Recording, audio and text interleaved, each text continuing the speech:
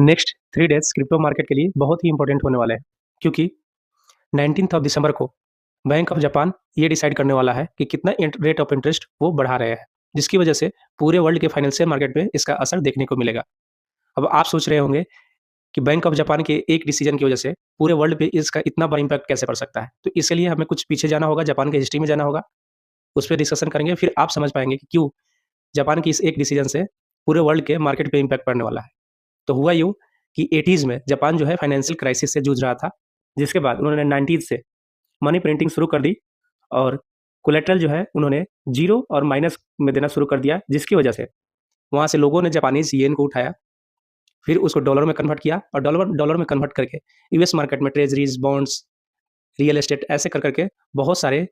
Markets में उन्होंने पैसा लगाया। ऑन पेपर $3 ट्रिलियन जापान का पूरे वर्ल्ड मार्केट में लगा हुआ है, बट रियलिस्टिकली इसको देखा जाए तो ये $20 ट्रिलियन हो सकता है। आप अंदाज़ा लगा सकते हो कितना बड़ा अमाउंट जो है वर्ल्ड मार्केट में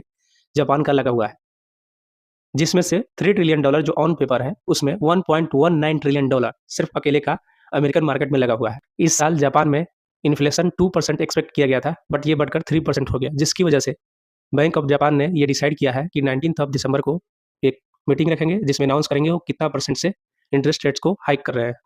कुछ समय पहले ही जापान ने 0.1% से 0.5% इंटरेस्ट रेट किया हुआ था, बट इस बार एक्सपेक्टेड है कि ये 0.5% से बढ़ के 0.7% हो जाएगा, और जिसकी वजह से पूरे वर्ल्ड में जो पैसा लगा हुआ है, वहाँ से पैसा जो है वो वापस जापान मार्केट में आने लगेंगे, लोग सेफर जोन में जाएँगे, और पूरे वर्ल्ड से जब पैसा हटेगा, तो फिर पूरे मार्केट जो है कोलैप्स करेंगे और उसका असर बीटीसी पर देखने को मिल सकता है। खास करके अमेरिकन जो डॉलर है, वहाँ से हटेंगे, तो फिर ये मार्केट में अमेरिका का स्टॉक गिरेगा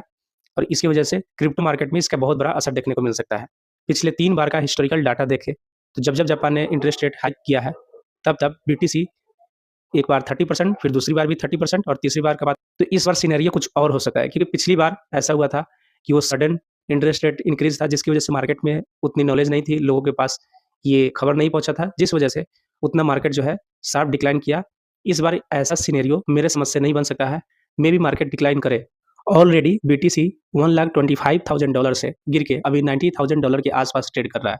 यानी कि बीटीसी अपने ऑल टाइम हाई 1,25,000 से इतना परसेंट नीचे गिर करके अभी $90,000 के करीब ट्रेड कर रहा है। तो ऑलरेडी एक बहुत बड़ा करेक्शन हो चुका है, जिससे कि हम ये एक्सपेक्ट नहीं कर सकते हैं कि इस बार के साइकिल में भी जो इंटरेस्ट रेट इंक्रीज़ करेगा जापान, तो 30% या 25% के करीब में मार्केट करेक्शन करने को ना दिखे। मेबी इस न्यूज़ का इम्पैक्ट पड़ेगा, बिल्कुल पड़ना है इस न्यूज़ का इम्पैक्ट, और मार्केट नीचे जाए, बट ये ज़्यादा टाइम के लिए नहीं जाएगा।